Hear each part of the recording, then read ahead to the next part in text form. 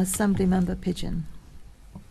Thank you very much. And obviously we're clearly looking at process here, not the substance, the discussions that we had earlier about what had been going on in the Met. So a few areas I'd just like to seek some clarification. Perhaps I could start with you, Mr. Mayor, please. In paragraph 29, and it's already been mentioned this morning, that early September 2021 correspondence was exchanged between the Mayor and the Home Secretary confirming the extension of the Commissioner's appointment, and correspondence showed that you'd expressed a preference for a 3-year extension to enable the Mayor elected in May 2024 to play a role in the selection of the next Commissioner. Do you want to respond to that? Yeah. Because there were overwhelming grounds, you've already listed sure. which might suggest you wouldn't want the Commissioner to stay in post. So do you want to set out why you supported that? It's a process point. It's a courtesy Boris Johnson gave to me. So Boris Johnson could have decided to extend Bernard Hogan-Howe in advance of the elections in 2016, and what Boris Johnson did, to his credit,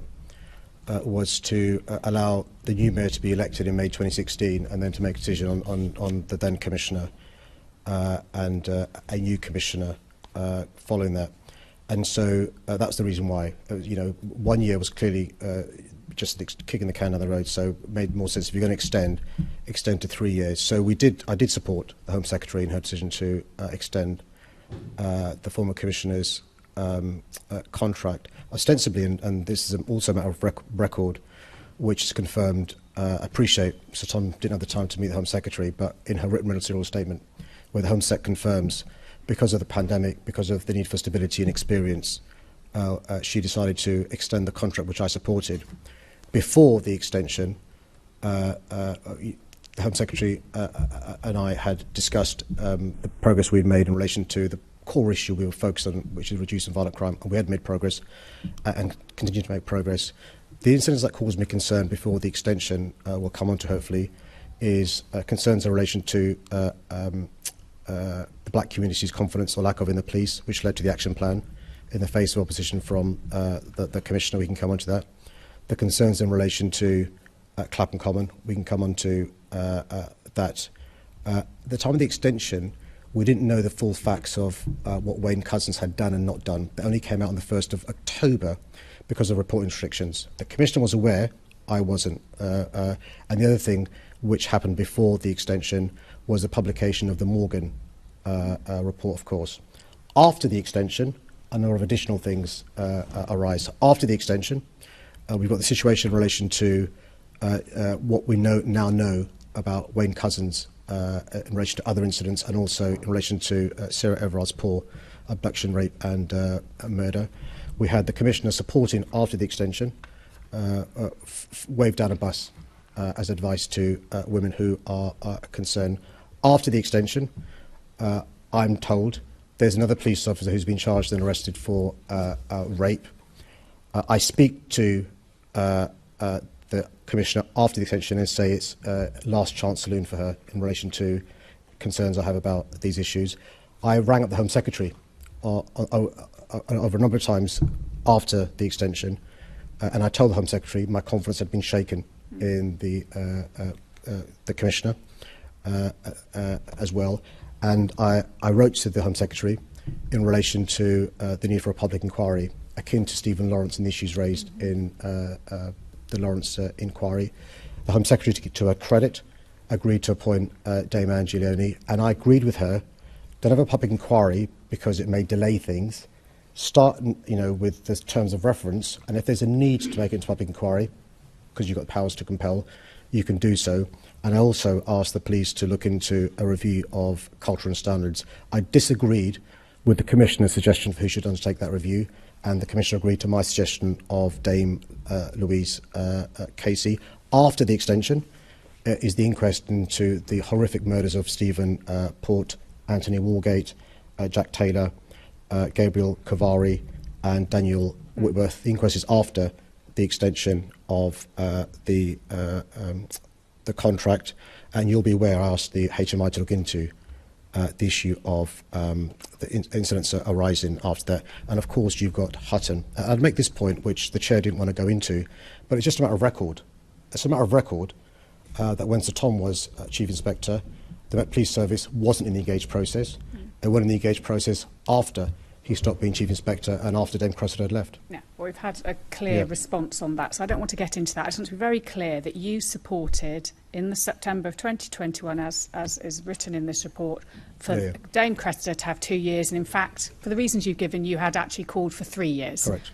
Some stuff was known before that, more you're saying came out after. Correct. Can I just get some clarification on a couple of other points in the report? So, on page 21, in the footnote, it states that the IOPC draft report re Operation Houghton was sent to MOPAC in September 2021 and also to the Met Police. So, Mr Mayor, who saw this in MOPAC and were you briefed on this, either verbally or in writing? So first, anybody in MOPAC knew about the WhatsApp messages, the detail and so forth was on the 27th of January 2022. On my insistence, and this was something that had begun recently, the police were letting MOPAC know about cases of complaints. No detail was given in relation to Houghton. But this is the IOPC, not the Met. The IOPC draft report was sent about Operation Houghton. That's what it states. No, it's the learning report that has the details. Basically, that was the but this initial report, draft report, was sent. We're told that was sent by the IOPC. I'm just wondering, did you see that? Did you see that? Not only did I not see it, MOPAC were not aware of the details of the IOPC report until the 27th of January 2022. They were aware of something. Correct. And were you aware of something? No. Sorry, you know there are cases taking place. You're not sure about the detail.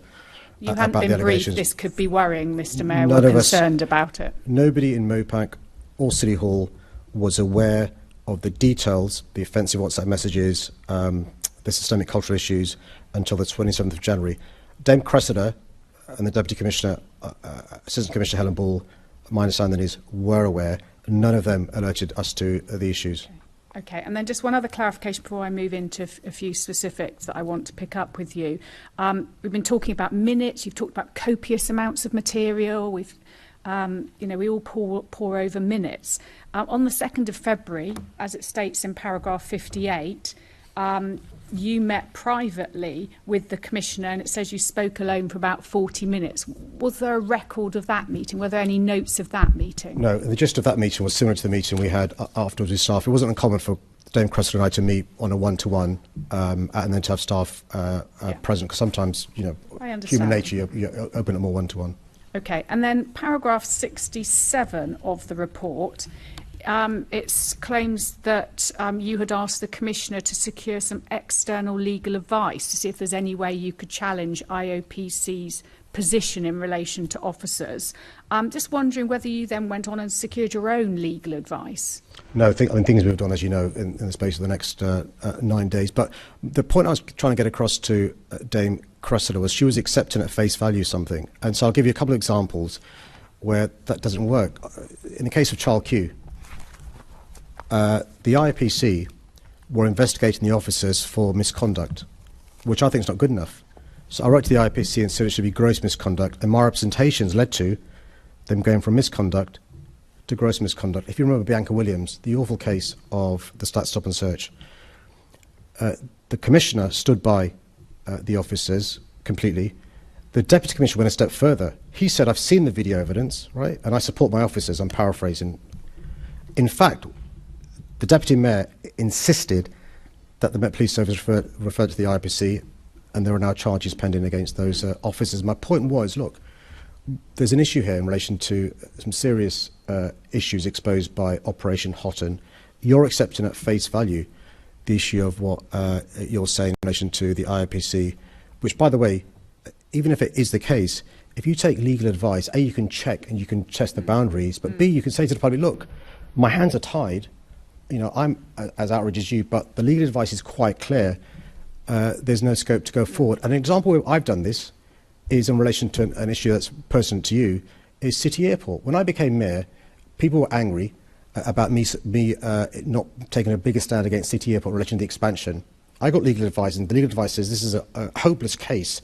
You may as well accede to City Airport. So people knew in relation to when my views about the legal advice was quite clear, and I couldn't understand why Dame Cressida wasn't taking legal advice. Do you think the mayor and the commissioner were given enough information early enough about Operation Hatan, or should there be stronger requirements for transparency between the Met, MOPAC, and the IOPC? Given the issues raised, such as police culture, misconduct, and oversight, what do you believe is the most important reform needed to restore public confidence in the Metropolitan Police?